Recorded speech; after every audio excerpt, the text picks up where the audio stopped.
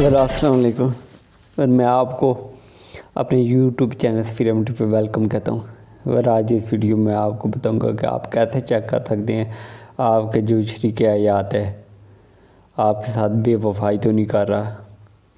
وہ ایک علامت میں آپ کو بتاؤں گا جس سے آپ اندازہ لگا سکتے ہیں۔ جو سائیکالوجسٹ کے ایکسپرٹ ہیں انہوں نے اس بارے میں کیا بتایا ہے کہ وہ کون سی نشانی ہے جس سے آپ چیک کر سکتے ہیں آپ کا شریک حیات بے وفائی تو نہیں کر رہا۔ تو اگر آپ سے ریکویسٹ ہے کہ ویڈیو کو اینڈ تک دیکھنا، اور میرا چینل اگر آپ نے ابھی تک سبسکرائب نہیں کیا تو جلدی سبسکرائب کر کے بیل نوٹیفیکیشن آن کر دیں تاکہ ڈیلی جو میں ویڈیو اپلوڈ کرتا ہوں سب سے پہلے آپ کو نوٹیفیکیشن ریسیو ہو۔ تو پھر میں ویڈیو سٹارٹ کرتا ہوں اور آپ کو بتاتا ہوں اس ایک نشانی کے بارے میں۔ پھر کسی بھی شخص کے اپنے شریک حیات سے بے وفائی کی کئی علامات ہو سکتی ہیں، تاہم ایک ماہر نفسیات نے ایک ایسی نفسیاتی علامت بتا دی ہے کہ جس سے آپ اپنے شریک حیات کے بے وفا ہونے کا پتہ چلا سکتے ہیں۔ تاہم ماہر نفسیات کا کہنا ہے کہ اس علامت کے ذریعے اپنے شریک حیات کی بے وفائی پکڑنے کے لیے آپ کا اس کے ساتھ بے وفا ہونا ضروری ہے۔ اگر آپ خود اس کے ساتھ بے وفائی کر رہے ہیں یا کسی طرح کا اس کا اعتماد توڑ چکے ہیں تو یہ ہربا کارگر ثابت نہیں ہوگا۔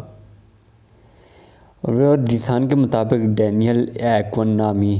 اس ماہر نے اپنے ٹک ٹاک اکاؤنٹ پر بتایا ہے کہ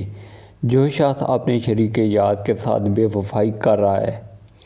اس میں ایک عادت یہ پائی جاتی ہے کہ وہ الٹا شریک حیات پر شک کرنا شروع کر دیتا ہے۔ انتوال کو ڈانٹے وہ اکثر بغیر ثبوت اپنے شریک حیات پر الزام عائد کرنے لگتا ہے تاکہ تم کسی سے بات کر رہے ہو یا تمہاری کسی کے ساتھ تعلق ہے۔ ڈینیل ایکون کا کہنا تھا کہ اگر آپ اپنے شریک حیات کے ساتھ وفادار ہیں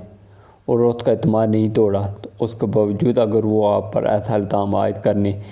لگا ہے تو غالب امکان ہے کہ وہ آپ کے ساتھ بے وفائی کر رہا ہے۔ سائیکالوجی کی زبان میں اسے پروجیکشن کہا جاتا ہے۔ یہ ایک نفسیاتی عمل ہے کہ لوگوں کے اندر جو کچھ ہوتا ہے وہ اسے دوسروں پر تھوپنے کی لاشعوری کوشش کرتے ہیں۔ ڈینیل کا کہنا تھا کہ یہ علامت اگرچہ 100% درست ہوتی ہے، تاہم اپنے شریک حیات کے ساتھ بے وفائی کرنے والوں کی اکثریت میں یہ علامت پائی جاتی ہے، مگر یہ بھی ممکن ہے کہ الزام عائد کرنے والا خود بے وفائی نہ کر رہا ہو